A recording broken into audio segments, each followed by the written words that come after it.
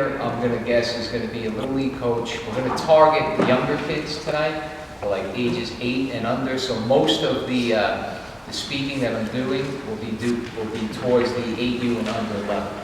All right, so this is my son Michael. He's in 6th grade. I coached his Little League team. I also coached his travel baseball team.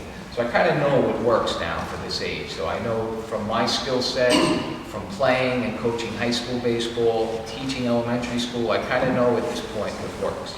So you're going to get your roster of kids, all right? So you want to email everyone, welcoming them to the team name, so on and so forth. Then you're going to have your first practice. So my goal tonight is to get you, did everyone get a packet? If you don't have a packet, Michael, grab one and run it over to you. All right, in that packet, there are different stations or different drills that you're going to do. So by the end of the night, you're going to have like an arsenal of drills that you could use for your practices. First thing I'm going to say is that when the kids come to the field, you should be on the field already, okay? Because if you're dilly-dallying with the parents, I see it all the time. Parents want to talk, they ask you 1,000 questions. Kids can put their stuff in the dugout and then they come down the right field line or they come in the left field line and they have a seat, all right? So you want to set the tone early. You want to have your practice plan ahead of time. I used to keep an index card every high school practice just in case I forgot or my mind got distracted. I could go to my index card of what I'm going to do that day in order. You don't have to have it specifically in time, but have the list of things that you want to cover, the list of drills that you'd like to do during that practice, and just keep referring back and forth to that.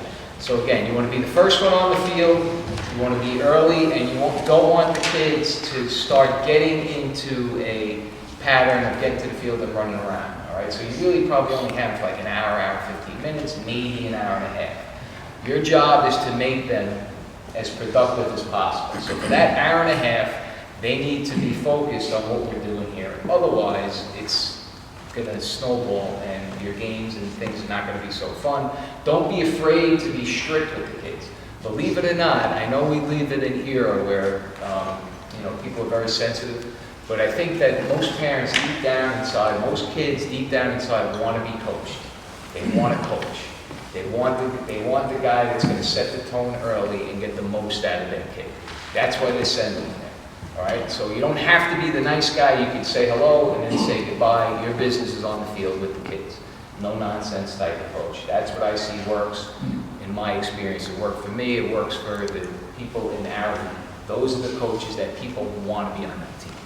All right, so enough said. So they're going to come to the field. First thing you're going to want to do is you want to get them in lines. All right, so Mike, you're going to drop your glove right behind that red dot, and that could be a cone.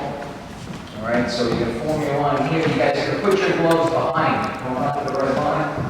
Good. All right, so first thing you want to do is warm them up, right? So we do a dynamic warm-up. Keep it simple. First thing you're going to do to me is high knees, all right? So your knees are up. Boom, boom, boom, boom, boom. Good. You can high knee back, all right? Then the next thing you're going to do, butt kicks.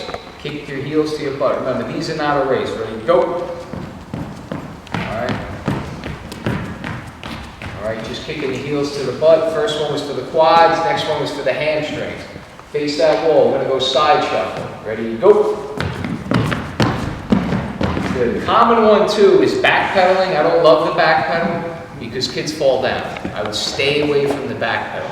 Kids fall down and break their wrists. I see it a lot in the academy, soccer fields, baseball fields. As a gym teacher, I'm a gym teacher during the day, so we stay away from the backpedal. What else we got? Frankensteins, right? High leg kicks. Right? So you want to kick those feet up as high as you can. That's pretty good, right? Showing off now. All right. And then what you want to do now is get your left foot on the base, pitches over there, and you can finish it off with just some sprints. So when you do your sprints, right, I get them into the frame of mind of they're on a base, right? They're on a base. It's not like a sprint straight ahead. They want to sprint from like they're going to do in a game. All right, so they're on a base, and then all you're going to do is be like, ready, go! All right, and you're going to set themselves back. So now when they set themselves back, keep in mind, you're always running to your right. Okay, you're always running to your right. So now they're going to take their lead, so they're going to want to go the other way because they're used to that, right? right? But that's not how we attack a base, right? So get it put the right way. All right, so ready, go. All right. That's their quick warm-up. You can do arm circles, you can do jumping jacks, anything that's dynamic. You know, you can do your stretch and hold, that's okay too, but you want to keep it quick. Kids at a young age, it's a quick warm-up. They don't need a lot of exercise before they practice. All right, so now get your gloves on.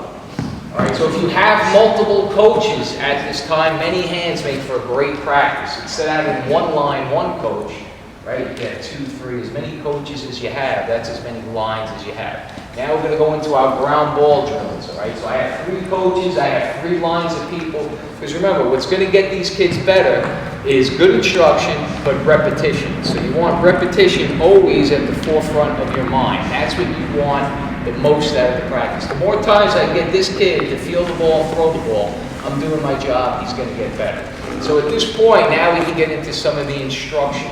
All right, so okay, now when we're fielding a ground ball, first thing we want to do, okay, is you want to get your glove out and be ready position. All right, I like to tell the kids, get in there, and we'll approach the ball. We want the glove out, all right? It's almost like you're holding a pizza, all right? Almost like you're holding a pizza. The pitcher's on the mound. The pitcher's going to deliver the ball. Your first steps as a fielder should be a right-left step. Your infielders are probably right-handed, okay? If it's a lefty, then it's the opposite. But right now, we're going to assume that it's a right-handed throw. So your first steps are going to be, as the pitcher delivers the ball, it's going to be a right-left step, okay? So we take our little prep steps, it's right-left sit, all right? Ball's hit to us, okay? It's going to be right-left sit. I'm going to just roll the ball to my player. He's going to get the glove on the ground. Mike, just show him a good fielding position. So it's right, left, sit, gloves on the ground. See how he has his glove out in front? So when I talk to the kids, or when you talk to the kids, you want to make a triangle with your glove and your feet. Most kids are going to want to field the ball back here. Okay, so you want to get the glove out in front, form a triangle. The free hand is going to go over the top, and when the ball goes in, like the old expression goes, it's like an alligator biting down on the ball. Don't let them put the hands on the side, on top. As the ball goes in, they cover the top of the ball. So let's just show what that looks like. All right, so I'm here. The kids are in line. They just did their warm-up. Mike, just move forward just a little bit. We'll stay in between the red lines. Nice and easy. Right, left, sit. Now right, left, throw. So it's right, left, throw. All right, so the instructional point right there is right, left, sit. They field the ball. That next right step, some people call it a block step, so it's right, left, sit, right, left, throw. And they want to get into this position here, which we call the power position. So show us what the power position looks like. Okay? All right, so we want to make the letter L.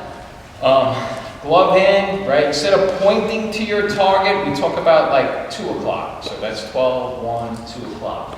All right, you want to try and create the letter L. It's almost like he's balanced on a surfboard. That's what you want them to feel. You want them to feel like they're balancing on a surfboard when they get into that position. So it was right, left, sit, get on your surfboard into the power position.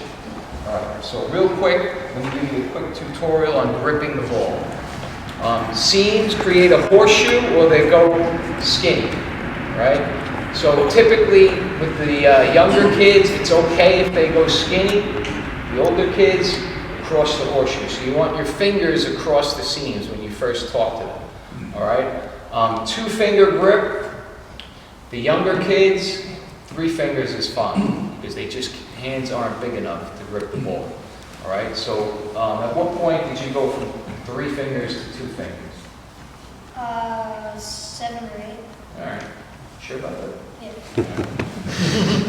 All right, so about 2-3 fingers on the ball, that's fine. You want some space in there. Look, their hand's going to be little, so it's probably going to look more like that. But let's encourage the horseshoe grip if they can, right? Fingers right across the horseshoe. All right, so let's get back. Show us that power position. Good. All right, so what I do when I run a baseball camp, before we even do the ground ball lines, is I'll demonstrate or I'll show them what I just showed you guys. Then they're all in their line, and we're going to have a race. We're going to see which line is going to do the best job of this, all right? So I'm going to look at all the lines, right? And I'm going to say, okay, we're going to see who can get into that power position the quickest. All right, so I'll say, ready? Balls hit to you, right, left, sit. Yeah, right, left, sit. And boom, balls in the glove. Oh, that line went over there. Let's try it again. Right, left, sit. Boom. It goes like that, and then finally every line wins. All right, good job. All right, so basically what it's going to look like is I'm rolling the ball to the kid. You ready, Mike? Nice and easy, into his power position. It goes to the end of the line. Next one goes quick. All right, so this could go for like 5 to 8 minutes. Everyone's getting their reps.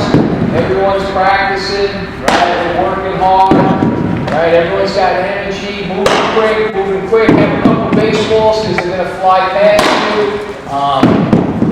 You know, knock it off and back there. You're going to miss your turn. Wait for your turn. Be ready when it's your turn, so on and so forth. So you keep the energy going, right? All right, so now here we go. Now we're going to work on the fly balls. You got them in their lines, all right? So now we're going to work on pop-ups. All right, so when we feel the pop-up, all right, get them into the habit of catching the ball with the glove in front of their face. It's like a windshield wiper. All right, so if I throw the ball to you, here. The only time you're going to turn the glove over like this is if it's below your waist, right? So we're in here, right, like a windshield wiper. Just like this. Catch here, whoop, it's low, go like that. All right, so when you catch a pop-up, we want, it's different two hands, right? It's a different two hands than a ground ball. The free hand on a ground ball covers the top of the ball. The free hand on a fly ball helps seal the deal, right? You really can't put your hand over that ball on a fly ball. You want to close the glove and seal the deal with this hand, right? So let's practice and move that ball. Okay, good. All right, nice and easy. Let's throw some pop-ups. Get under it, seal the deal, go back, put your hand to the line. Don't get hit on the top of the head. Pay attention. Good throws in the chest. Keep moving. Let's keep these lines moving. You knock it off over there. So you always got to throw that in there, right? You got to make sure, man. They got to see that you're watching everything. Know their names, first thing. Know their names. Call by their name, right? When you call their name, they start to listen. All right. So then after fly balls, what else can we do? We could do running catches, right? So now I'm here, the coaches are here, face me. All right, we're going to open up glove side. When I say go, this is like a ball hitting over your head in the outfield. Everyone loves to run and catch a ball. Now on running catches, we don't recommend two hands. In the outfield, if you're running, you're going to have better accuracy with your glove if it's just one hand. You don't really see guys going after balls like that to seal the deal. Can't reach as far. I can reach further with one hand than the two. All right, so we're going to go glove side. He's going to open up to his glove side. Ready, go! Nice and easy. Throw it out there. Good. All right, now, here's the deal. When you do this drill, you have to make sure that everyone has their own ball. Otherwise, see how he threw the ball? He could throw it to me, but in your practice, that ball's going to hit that kid over there. So everyone has to have their own ball, all right? When it's your turn, you hand me the ball. Ready, go! Nice and easy.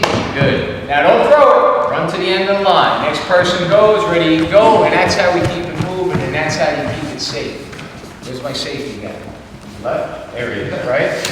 You know, so we have to keep it safe. You don't want balls throwing all over the place. Now, at what age do we think that kids could actually throw and catch themselves? Who's been around? 9 years old. Right? 9 years old. Would you have 6-year-olds play catch with each other? Probably not. This is a better way to do it, believe me. Right? This is a better way to do it. Right? 100% a better way than just go there and play catch, because they just can't do it.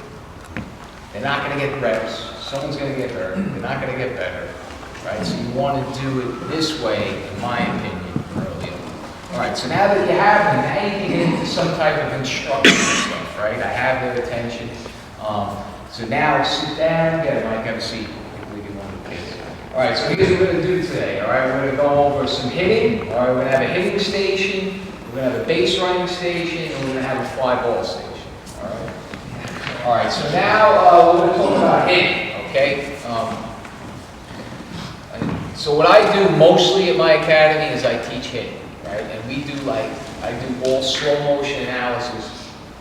I can do my son, I can teach him or show him on video right next to a major league hitter, and we can take it and break it down into components to swing. So we do really advanced stuff over there, but from my experience working with younger kids, I'm going to explain to you what I would explain to younger kids. And the most important thing that you can teach them at the young level. All right, so first of all, they're always going to want to know how to stand, right? I always start at the feet and I work my way up. I want my toes in a straight line, okay? Toes in a straight line, toe to toe. I want feet for the younger kids wider than our hips or wider than our shoulders, all right? Show them what a closed stance looks like. So when the foot crashes the plate or gets closer to the plate, we call that a closed stance. Open stance would be the opposite. We want an even stance. All right. Knees. I want the knees inside the feet. You want a little bit of a pinch towards the center. All right. Elbows. Elbow up or down. If you watch Major League Baseball, one guy has his elbow up, one guy has his elbow down.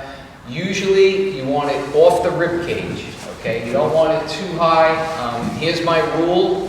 You could have your elbow up, but it can't be higher than your top hand, because you see that a lot. Someone will tell you to get your elbow up. So my rule is your elbow can't be higher than your top hand. All right. Knuckles. Which knuckles do we line up? All right. So most major leaguers, they call it an axe grip. So we have our big knuckles that we punch with. We have our little knuckles that we knock on a door with, trick or treat knuckles. All right. So we want to line up the big knuckles and the middle knuckles. Anywhere in between there and middle knuckles or door knocking knuckles lining up is fine. What you don't want is the big knuckles to line up, because that puts my wrists in a bad position. My wrists start to do this. You never want your wrists to do this. So one of the pet peeves we have is in your batting stance, your wrists have to be the opposite. They have to be in this position here, not rolled. All right, so show the wrists. You can see the curvature of the wrist here. You can see the curvature of the wrist here. You see the knuckles lined up. The bat should be kind of in line with the ear hole in their helmet, right? You don't want it too vertical, and you don't want it flat on the shoulder. 45 degrees, that's the average of Major League.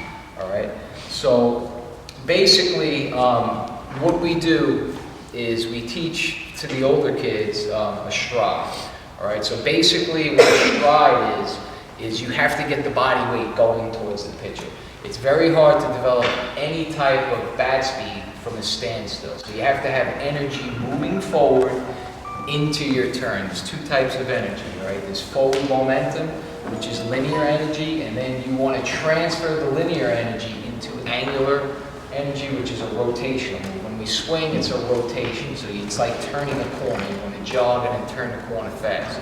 So we want to get a running start and then use that energy into a turn. So we teach them the stride. So just show them what a good stride looks like, a basic stride. Basically what's going to happen is his body's going to move forward with his step. So for years, right, everyone talks about take the step, but really the step, by sticking the foot out, is not developing any energy, right? So when you step, you want to step with the body. So we're actually stepping away from our hands, all right? So that's a little bit of something that we stress with the older kids. So just show them again. So we call it a stride stop, okay? And he's in a good position here. We don't want the bat wrapped around the head. We want to see space in between the head. Okay, we want to see good bend in the knees at this point. Both elbows nice and bent. All right. Younger kids, you're not going to teach them how to stride stop. I would start teaching at age 9, 10, how to take a good stride into the baseball. You can talk to them about stepping into it. That's fine. Just as long as when they take that step, their hands remain high. The hands do not start until the foot is completely on the ground. Not when the toe touches, when the heel is completely in the ground. So if I freeze frame major leaguers, and you would see this position here, they do their stride, when their foot's totally in the ground, their elbow is probably in line with their shoulder still, and their hands are still back, and their shoulders are still closed. That being said, I would put a younger kid close to that position. So now, let's just say you were 6 years old, all right? I would put you in a stance close to your stride stop point, because that's a good hitting position. You don't hit from your stance, you hit out of a hitting position. So their stance should be very close to a good hitting position. So get to a good hitting position stance, all right? Feet would be straight. Most major leaguers, just so you know, when their foot lands on their stride, 45 degrees open, all right? But we're not going to teach that to a young kid. They don't understand that. So we're going to be feet open, wide stance. You want your weight a little bit on the backside in your stance for a young kid, all right? And what we're going to do is you have to teach them the proper way to rotate. That is the most important thing you're going to want to teach your kid. Let's do this. Mike, come on over to the black line. Okay. So now, one of the drills we do is, I always have a couple tees in my car and I have wiffle balls. So if I have a little league practice, I would have 2 tees. I would take that bucket, dump half the bucket here, dump half the bucket on the other tee, take the bucket out there. I would have the fielders out there. Let's just say there's 4 kids in a group. 2 kids are hitting, 2 kids are fielding. My guys here are practicing taking their swing. They're going to launch line drives right at the fielders. The fielders are going to take the ball. They're not going to throw it in. They're going to put it in the bucket. When the bucket's filled and the balls are gone, now they're going to bring it in. The next 2 kids are going to hit. These 2 kids are going to go out into the field. Now that's in the packet. That's one of the stations. Those are one of the stations that you're going to want to use if you have a couple teams. Hey, Dom, do you have tips for a lot of kids bring their back foot up, or they drag it, or they go around? So here's what we got. We're going to start them at a line. Mike, put your back foot on the line. When I set the tee up, I want to set the tee up right in front of their front foot because I want them to practice getting their hands out. All right? Now, so get to your stride stop position or a 6-year-old stance. All right? So nice and wide. What we're going to talk about right now is the crux of the swing, the most important part of the swing that you can teach your kids. What the legs do. Bend your knees. All right, so this is their stance. If you look, when he swings, he's going to take this back knee down and forward. All right, this front knee is going to roll out, and then at this point here, when this knee gets above the ankle, this leg is going to straighten backward, and this knee is going to drive forward. All right, so get your stance. I just want you to rotate and swing and hit that ball. Ready to go. No move. Okay? Now, here's the position I want. Front leg should be straight. Back leg, okay, should have good bend in it. So you want good bend in the back knee, somewhere around 90 degrees, okay, bend in the back knee. Front leg should be completely straight. Instructional points that you want to say. When you guys finish, I want to make sure your front leg is straight, your back leg is bent, and your shoelaces are pointing directly at the pitcher. And we talk to the kids, after you swing, you want to stick your landing. All right, so Mike, you're going to stick your landing, which means you're going to freeze when your swing's done. Hold on. Ready? And you're ready to let it go. Okay, so he over-rotated his back foot. Right? He over-rotated his back foot. He took his shoelaces to the shortstop. Okay? And what I want to see is your head a little bit more on the ball. Okay? You don't want to keep your head turning. You want to stop your head from turning. All right? And turn. All right, that's a good cut.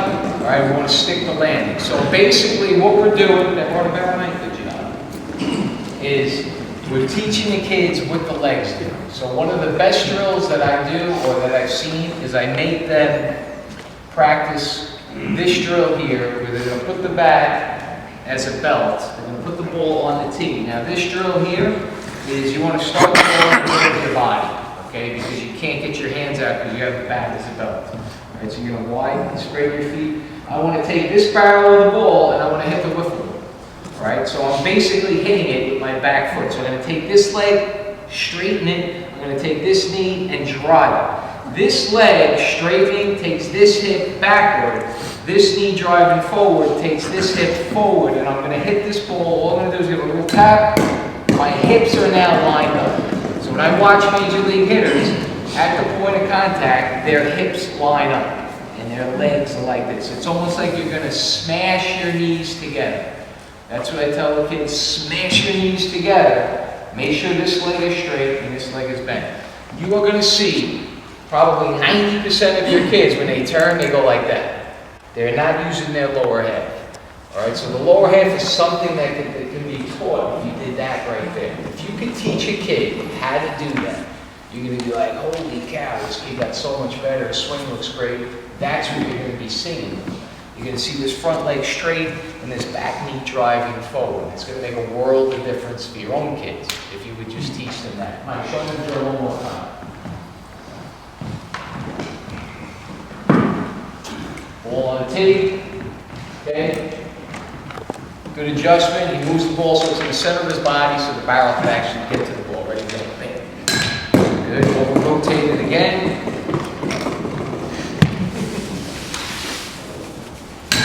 Good. Hips lined up, front leg straight, back shoelaces pointing towards the pitcher, bending the back knee. Good job. All right. Hands. So basically what I want to see is, one of the common problems you're going to see with kids is this front arm is going to lock out. You see this a lot. You want to keep this arm as bent as long as possible. So as they're rotating their body. This front elbow is staying bent. It's almost like they're throwing a frisbee. You want to keep that elbow going out towards the pitcher. Don't let it straighten. When it straightens here, you see distance in between the back and my shoulder. Okay, we call that a long swing. A short swing is when this arm stays bent and this handle stays married to my shoulder on the initial part of the turn. So it's like this, in slow motion. Now they can start to straighten. Basically, I'm turning the barrel and then just releasing the hands. So the hands turn and then release. Turn and then release, and my shoulders keep turning, and then all it is a fold of the arms at the end, and that's a swing. So it's going to be turn, start, step, make sure your hands stay back. Turn your hips, go first, shoulders and elbows go second. Elbow stays bent on the turn. This position's good right here. This is called the bat leg position. At bat leg, see where the bat is totally straight? Okay, that's bat leg. It's got to be close to the shoulder in this area here. The kids are going to bat leg there. All right, that's a long swing. Keep it in here. Now I can release the hands, turn the shoulders, fold the arms. That's a swing broken down. Hey, Dom, quick question. I find a lot of kids, they get wrong size bat, and they're getting tied up in place sometimes. To help them focus, I got them aiming with their leading elbow. I'm not sure if that's proper or not, but it brings the bat in, it keeps their arms up. They're not getting a great swing, they're getting a good swing at it, they're not getting the most powerful swing at it. Right. Well, they're focusing, I tell them to aim for the stands with your elbow. When they turn, yeah, right. Right? When they turn, yeah. This, in the stance, can be down. Relaxed. This causes tension. I feel the tension in my shoulder. Relaxed. Right? Relaxed until, so I have a relaxed grip, right? I have finger pressure right here, my bottom two fingers, right? Finger pressure. Now when I swing, I want to take those relaxed muscles and then torque the muscles. You know, snap the muscles. Coach always say you should squeeze them back tight. No. Not until. Not until. That's why you see guys doing this. Right. They're relaxed. The hands are relaxed all the way until heel down. And then it's bam. It's like a rubber band. The whole purpose of the stride is to create forward energy and create stretch in your body. So when I move away from my hands, bam, and I open my hips before heel plant, I stretch all these muscles in here. Okay? What happens is, you see the elbow? You might picture it. You see my elbow here? By the time my foot lands, where is it? It's behind my back. That's a scapular roll, right? That's, they pull the bat into them. Now the bat is one piece. It's connected to their body. The elbow locks this thing into place, stretches all this muscle in here. I have forward energy, and now when it's time to swing, it's like you snap, you stretch the rubber band, now you're gonna snap the rubber band. It's your whole body. It's not just your hand. There's so many different styles of swing, but you get that one kid that's just dying to completely go, you know, it's killing him. So, I mean, I had one kid doing like a couple shuffle there, just to get him to focus, and, you know, eventually gets it, but, you know, they lose it at one point. Questions regarding hitting? You got any tricks to getting what to do to have them line up in the box, right? Like, you get a lot of problems with kids, they don't know where to set up, how to stand.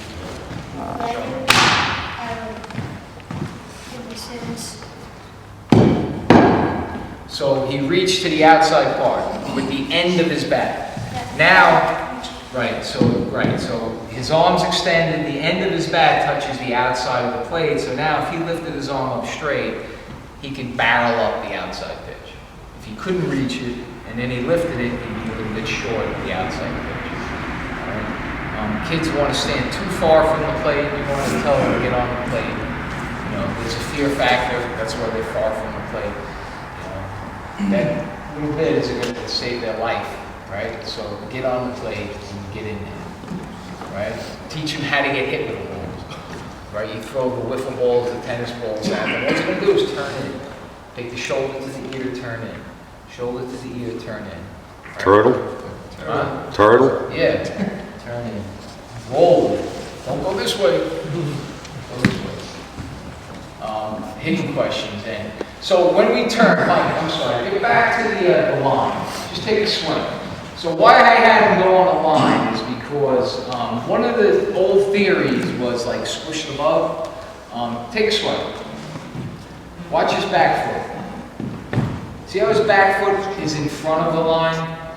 So basically, the theory used to be, make believe there's a bug on the end, squish it. What that does, it takes the back heel and goes backwards, okay? When we swing, the hips have to turn. If my back foot goes backwards and I get into this position, this hip and this hip are not in line. So I want to take the knee forward and down. I want the heel to go up above the toe, never backwards. So the heel's got to come up. The whole foot, if you watch Major League hitters, will advance a little bit. Some guys keep their toe on the ground, but you're always going to see the heel go up. You're never going to see a hitter go back. So what we like to do is we put a brick behind them at the academy to make sure that they're using their hips properly. If they kick out the brick behind them, you can put a baseball behind their foot. If they kick it out behind them, they're not using their hips properly. Power is going to come from the hips. Bat speed is going to come from the hips. Line drive, staying inside the ball, is actually coming from the hips. When I dominate the swing with my upper body and hands, I come around the ball. The guy that uses his hips and keeps the barrel behind is going to stay inside and hit more line drives. It's just a fact. So we have our hitting drills, right? We have our tee drills. Dom, Yep.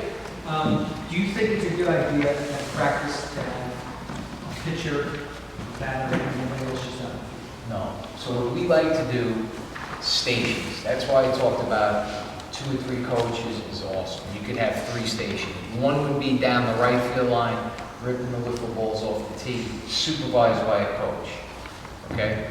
Then another station would be a throwing station. We like to use hula hoops. So my Little League guys will all have hula hoops or a target that they're going to put on the fence. Hula hoop with a little clip and put it on the fence. Now I can have 2 lines.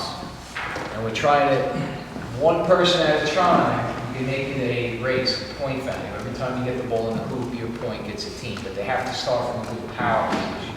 Shuffle, throw. Then you can move the cone back. So we use targets to throw into, because again, repetition, and then the target and the element of competition engages them a little bit. All right, so it engages the competition level, and they have a little bit more focus. If they're more focused on that than when they're playing catch with each other, or they're playing catch with a coach. They're more focused trying to get the ball into that target. Just make sure they're starting in that good power position that we talked about. So, I'm sorry. Yep. So making these drills into contests makes it fun, the kids love it. Absolutely. And it's some competition Yep. instead of just lines, and you can get Right? bored of it. You want to try and hit a line drive right at your partner. Don't turn it into who can hit it the furthest line drives, because that's what targets are great. The pop-ups, we have a pop-up station. Now, everyone in Oyster Bay, you're going to see, I brought a tennis racket. They're all using it. All right, so this is why I like it. Mike, where do you look? Perfect.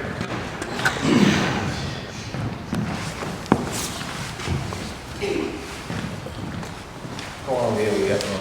All right, so if this was a bat, this would be hard for you guys to do, right? A tennis racket makes it so much easier. You can control the ball easier, and I can put a glove on my opposite hand. I don't need him to throw it to a kid that can't really catch that ball. So now he's throwing it to me. And basically all I do is, whether it's a ground ball line or I'm doing a little infield, is I just flip it out of my glove, goes back.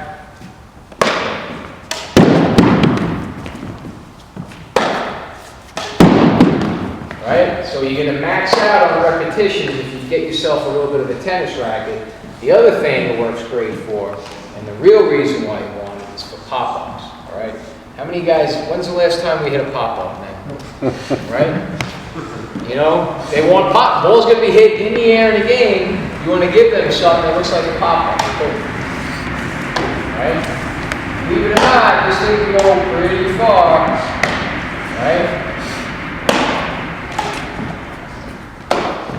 Right? So you can really hit it up in the air, and the kids love this. They love this station. You can do this with tennis balls, you can do it with wiffle balls, you can even do it with baseball. The safety balls work good as well, because they bounce better. By the end of the season, you'll need a new racket. Not built for that. There you go, you got roll out school fun. The other game that they really, really like, okay, and it could be a station, is the first base game. All right, now this, I know we have the camera here, so we're going to condense it.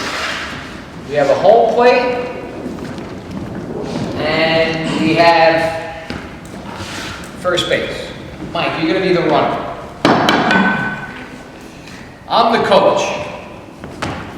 I have Michael, Johnny, and Joey are the runners, and Henry, Fred, and Ted are the fielders.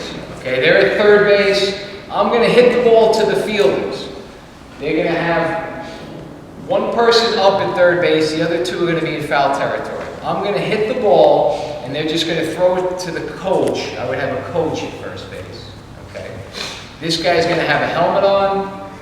The coach is going to have a big glove. The kids are going to have a big coach there to throw to, so they're not going to be afraid to overthrow the ball. And all I'm going to do is, you can't run until I hit the ball. Right? And he fields it and tries to throw Michael out at first base, and I'm the umpire, and the kids go nuts with this. All right? And they're all going to go and keep going until they get 3 outs, or until everyone gets 2 chances or 3 chances to field the ground ball. This could be a point for every time your team gets the first. So if you get 5 out of 6, right? 5 points, switch it up. And this goes on and on. So this station is fantastic. So you have the tee station, the throwing station, the fly ball station, the first base game station. That will get you through any practice. 12-minute rotations. At some point, you want to do, maybe a little situations, which we like, where you can get maybe the infielders, 4 infielders and 4 outfielders. I got my handy tennis racket. This guy's going to run, I'm going to hit the ball, and they're just defensive stations. Now you can start with a runner at first, okay? Now if I hit the ball to the second baseman, guys, what are we gonna do with the ball? That's when you can start to talk about getting the lead runner, shortstop covers second, on the ball hit to the right side, and vice versa. What's the runner doing at that station? After he runs, where's he going? I mean, you got 2 down in the field. Let's say you got 3 kids down in the field. Are you This just rotating- station? Yeah, you're just rotating the runner back and forth, back and So forth. he's gonna run, and then he comes to the end of the line. I see. And the next fielder pops up, and then it just keeps You can going. have 5 fielders and 5 runners. You Yeah. Switch it up. Yeah. You get to base running, these guys get some. They get 2 chances to run, everyone gets 2 chances to field the ball. You know, 6 is a good number, 6 kids, because then you got 3 in front, right? And then maybe you got 6 kids in the outfield with coach hitting pop-ups. What other stations we like, Mike? Those are the best ones, those are the most engaging. I mean, we do, like, rundown station, you know, where the kids learn how to run down, do a rundown. We do a, you know, the one station that I like for the team purposes, so here's home plate. Let's just say that's second base. There's first base, there's third base. Mike, go play second base right there. All right. So I have, let's say I have 3 second basemen, I have 3 shortstops, I have 3 guys in right center field, 3 guys in left center field. All right. So when I hit the ball to the outfield, the infielder's got to move. So if I hit the ball to right center, my second baseman should know to do what? My shortstop should know to do what? And if I hit the ball that way, they do it in reverse. So let's just say I hit the ball to right center. Anything hit to the right side of the field, my second baseman is going to be the relay guy. My shortstop has to know to cover the base. You hit the ball with your nice tennis racket right to the kid. He catches it. He throws it to my relay guy. My relay guy opens up left side and throws it to me. Okay, the ball goes in. So I can get some reps here, and then they can rotate to the different positions. So they get some relay action, they get some fly ball action. It's okay. It works to teach the relay position. And everyone gets a chance to get into a relay position. What else do you think would you like me to cover? I mean, pitching. A little bit of pitching would be great. A little bit of pitching. So basically,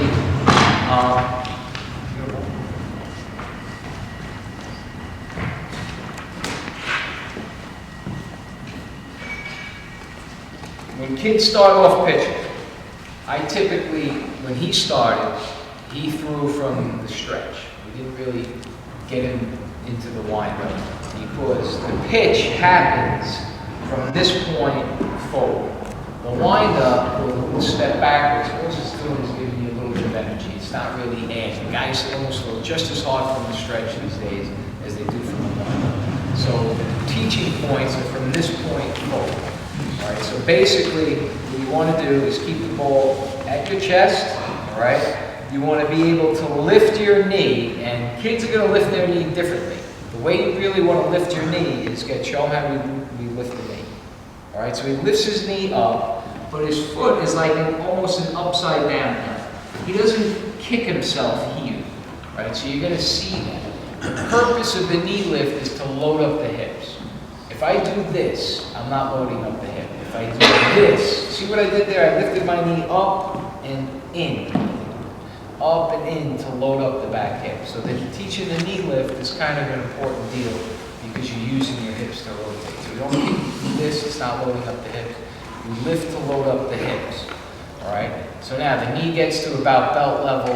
Now the hands break. As this knee goes down, this hand comes down. And when we talk about an arm swing, okay, I want the ball to kind of swing like here to here. Don't pull it out to there, and don't let it fall straight. Okay? That's when we start to hurt the shoulder. This one hurts the shoulder, and this one straight down hurts the shoulder. Keep the ball in front of the chest. Don't let the ball go behind you. Okay? So you should never see the ball back here. See this one here? This is an injury. This is a shoulder injury. Okay, you want a nice loose arm swing. So it's like knee comes up and then it comes down. Let the ball free and easy get up into this position here. Free and easy into this position here. Show them, right? Do our hip set walks. Remember those? Oh, yeah. Good. Just free and easy. Right? Good loose arm swing. So that's cool. So now, when we watch slow motion of pitchers, we see that very similar to hitters, that they're really not going chest forward, right? So they're not really not staying tall, throwing down the hill as much. It's amazing what slow motion video has done to hitting instruction and what's done to pitching instruction. What you see is the mass of the body moving, right? This is going, right? So you see a lot of this with pitchers. The arm is the last thing to go. So the lower half is actually pulling the upper half when you watch guys in slow motion video. It's not this, okay? This does happen, but way later in the pitching ability. I am not a pitching expert. I don't tend to be, but that's what my guys at the academy are seeing. And if you, there's tons of info on YouTube. You learn so much. All you got to do is Google pitching, Google hitting, tons of good drills, lots of stuff. I like the slow motion stuff because it's actually what's really happening rather than someone saying the way they felt like they did. Right? Because what you feel is very different than what you're really doing. Right? So we study what hitters are really doing, and I work on drills of what they really do. So the drills of today are very different than the drills of, when I played. It's very different. The hitting philosophies are completely different. Because it's now based on human science, and it's also based on what hitters are actually doing. So when we do a hitting lesson, right, when we do a hitting clinic, there are things that all great hitters do. And then there's different styles. In other words, like we talked about the hitting position. Every hitter in the major leagues gets into that hitting position with those certain checkpoints that we talked about. How they get there differently. So when you teach a hitter, you don't have to teach them one certain style, like a high knee lift or just a toe touch. You could experiment with different things, but they all must get into a good hitting position. Without getting into a good hitting position, something's going to go wrong during that swing. It's like your first mistake is your worst mistake, because it's going to definitely lead to something. So I use Coach's Eyes. It's like you can get it as an app on your iPhone or on your iPad, and I do all my stuff off of Coach's Eyes. It's a couple bucks, but it's awesome. It's right there, slow motion. You can draw lines and slow. It's really easy to navigate. If I can figure it out. All right. Well, good luck to everybody. All right. Enjoy it. It's going to be nice out. Be positive, but be firm. Don't let them walk all over you. It's a different generation. All right. We're going to toughen them up a little. Thank you.